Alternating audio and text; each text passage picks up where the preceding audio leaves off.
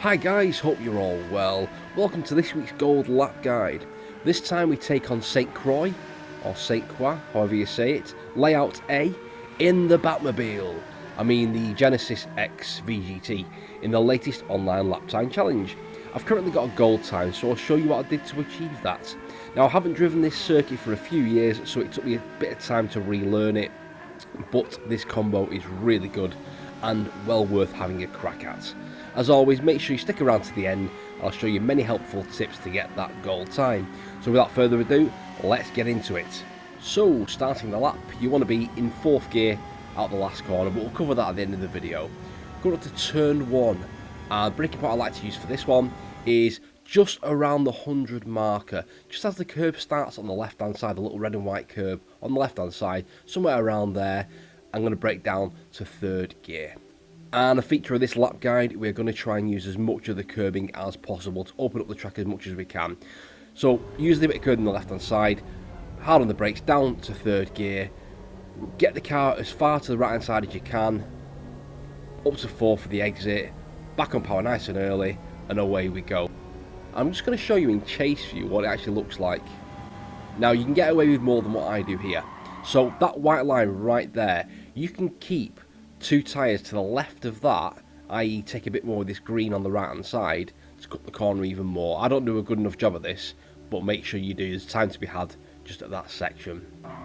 So away we go again, up to the 2nd corner, flat round this bit. Next braking point is just before the curbing starts on the right hand side. It's about 110 metres from the corner, and again I'm going to brake down to 3rd gear. So we're going hard on the brakes in a straight line down to 3rd gear. Now be careful of this, it's slightly off camber, so you've got to put a bit more steering in and be a bit more patient on the throttle. Take as much curb as you can on the inside, power nice and early, away we go. Next bit's a bit tricky, around 60 metres, so just before the 50 marker and before that curbing starts on the right hand side.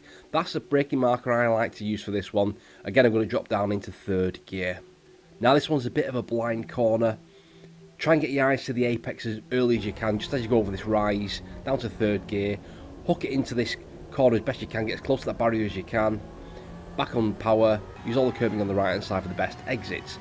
Now, next little section, somewhere just around the start of this red and white curbing, or just slightly after or just before it, I'm going to brake down to 3rd gear again.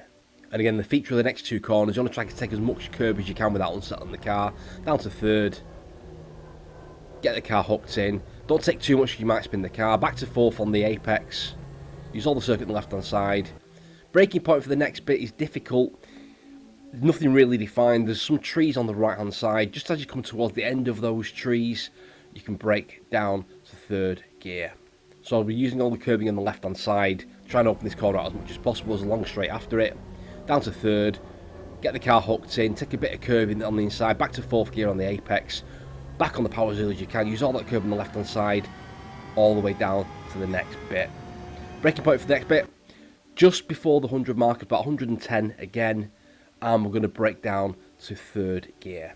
Now feel free to play about with these braking points. My brake pedal's quite stiff, so it takes me a little longer to get to 100% than you would if you were on a pad, so just feel free to play about with these. Coming into this corner, use all the curbing on the right hand side to open this corner up, down to 3rd gear. Try and take a bit more of an apex than I do there, I missed that slightly.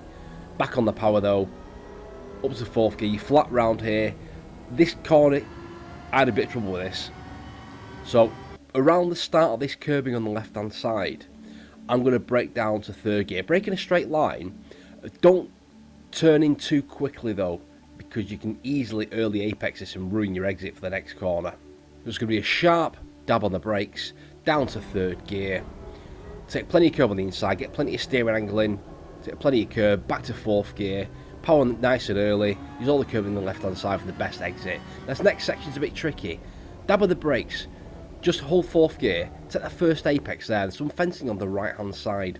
Once you get to that fencing, try and aim to be on full power by that fencing. Any later than that and it could compromise your exit down this long straight. Now if you find you can't get on full power at the fencing, then consider taking a bit less speed through the first bit to maximise this exit. So on full power by the fencing, use all the circuit on the left hand side, best exit possible, and away we go. And also guys, if you get any value out of this at all, then please do hit the like button and consider subscribing for more content like this. Your support is very much appreciated. Thank you very much. Up to the next section. Somewhere around about the 120 metre mark, so after the 150, but before this curbing on the right starts, or just as the curbing starts, I'm going to brake down to 4th gear. Now make sure you get the car straightened up before you start braking. It's hard on the brakes for a brief moment, down to 4th gear. Take as much of this curb on the inside as possible. Keep 2 tyres on the curb, you should be fine. Hard on the power again. Stay in 4th gear for the next bit. Somewhere around the 100 marker. It's quite a good marker to use for this specific corner. And I'm going to go down to 3rd gear. So hard on the brakes, down to 3rd gear. And be very, very careful on the exit of this corner. So easy to spin on throttle. Just be nice and gentle with it to start off with. As soon as you get the wheels straightened up, you can really apply that power to full effect. Next section. Braking point. Just as the curbing starts, or just before the 100 marker, I'm going to go down to 3rd gear. Now again, tricky corner this. It is off camber again. Be careful not taking too much curb. So hard on the brakes, down to 3rd. Off camber slightly, get a bit more steering put in there. Don't be too impatient on the throttle. Hard on the throttle as early as you possibly can though.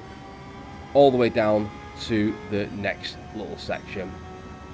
The braking point I like to use for this is just after the 150, so 130 to 140 metres. I'm going to brake down to 3rd gear.